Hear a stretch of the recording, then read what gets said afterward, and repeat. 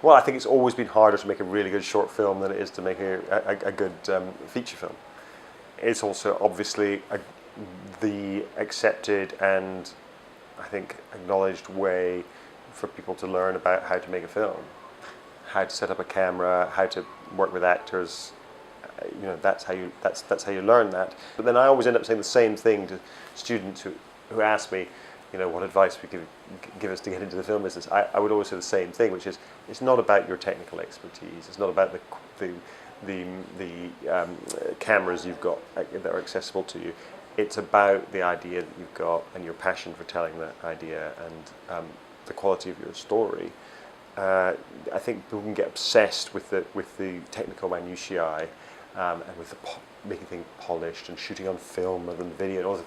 Whereas actually none of that's really ultimately important. It's about what you're trying to say.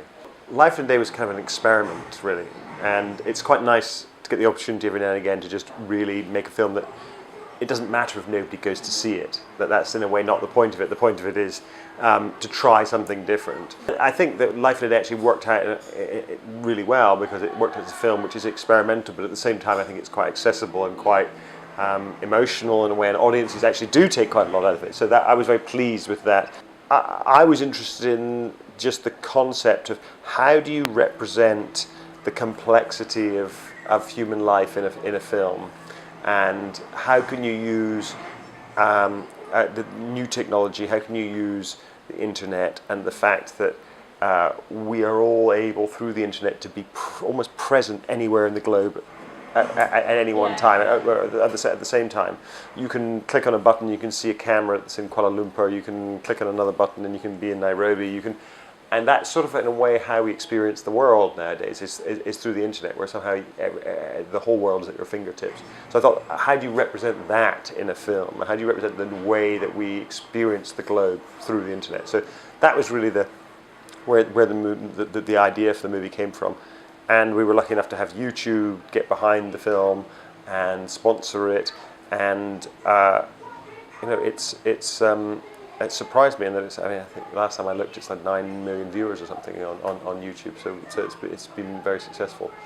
Well, I actually wanted to be a journalist. So when I was at university, I thought that was going to be my career path. And but when I left university, I couldn't find a job. It was a recession, 1990 or something like that. No jobs in journalism, as there are very few jobs these days in journalism.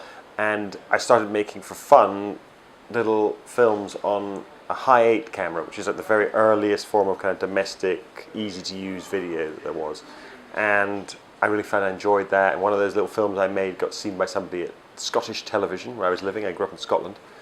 And they commissioned me to do a little tiny film professionally, and then for television, and then that led to something else, and that led to something else, and I started making documentaries. Yeah. And then after I had been quite successful in making documentaries, particularly documentaries for the cinema, I decided I wanted to try making dramatic features, you know, feature films. And so I've been doing that and alternating between doing documentaries and doing feature films ever since.